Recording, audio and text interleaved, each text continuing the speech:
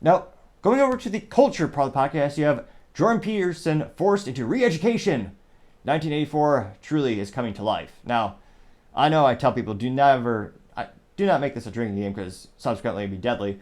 Every time I say 1984, I joke you take a drink, but you definitely don't because you die. Because unfortunately, more often than not, society is starting to represent 1984, which was supposed to be a made-up story about the dystopian future of the world.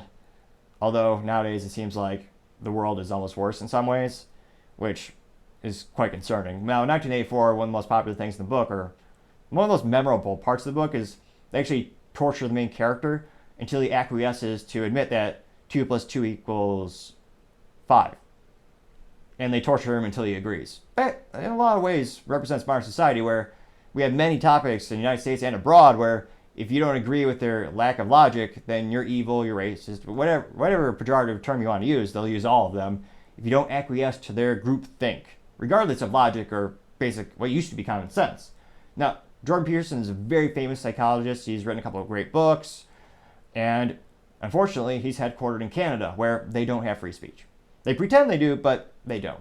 I always like to joke, or well, maybe not joke, but they use their facade of being nice for people. They almost to be sneaky. Also quite concerning, their dictator, President Trudeau, is most likely the son of the Cuban dictator. Yet another reason Cubans probably don't like Canadian leadership, perhaps. He has a lot of policies like Cuba, and there's a reason my family got the hell out of that country as soon as they could. Now, Jordan specifically, they're attacking him, and they're actually threatening to take away his psychology license because he had the audacity to say a few things. He said there are 2 genders. Again, used to be not controversial, now very controversial apparently. He also said that children should not be groomed on social media.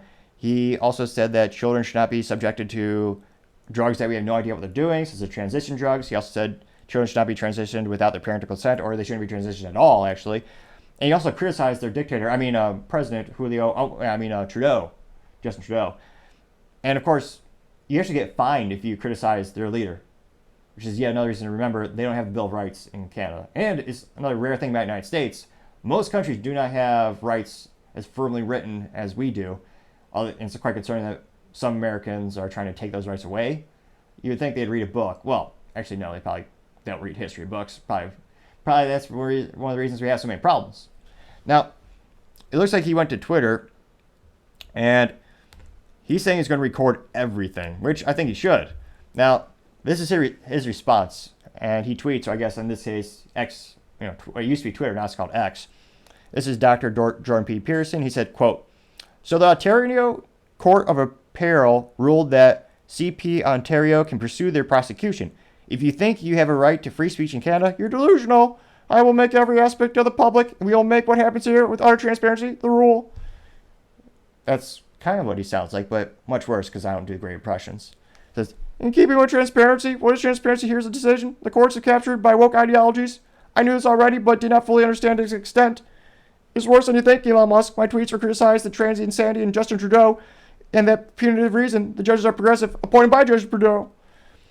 And all the professions in Canada are so terrified of their, quote, professional regulatory bodies that they are terrified in silence. And even those who are intimidated to be in the matter can't afford the extreme expensive endless fight. Not good." Unquote. That is perhaps not the worst, well, maybe the second worst impression of Jordan Peterson, but I digress. So he's being sued. So not only does he have to take this re-education 1984 indoctrination class, but he has to pay for it. And I think one of the articles is saying it's almost $20,000 to $25,000. And if he refuses, he loses his license. He can't practice anymore. So it'll be concerning to see how this plays out. He says he's going to record everything, and I think that actually might help the overall situation because there'll be a light brought into the darkness that people don't realize what type of classes you're being forced to take in Canada if you don't agree with them or if you dare criticize their leadership.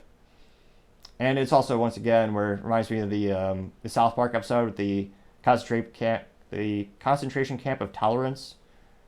It's quite fascinating how often South Park continues to get things, predict the future, and also quite concerning and interesting. And it'll be interesting to see what happens to Mr. Peterson. As I always say, time shall tell. Thank you, everyone, for taking the time to tune in. Again, we're trying to get to 3,000 subscribers by the end of August, so you can click that button and greatly appreciate it. Also, don't forget to take the time to like as well as comment. The feedback is greatly appreciated, helps the channel grow and develop. Also, and lastly, don't forget to tell your family, tell your friends, tell your coworkers, heck, tell your enemies, tell anyone and everyone. Just stay safe and fight the good fight.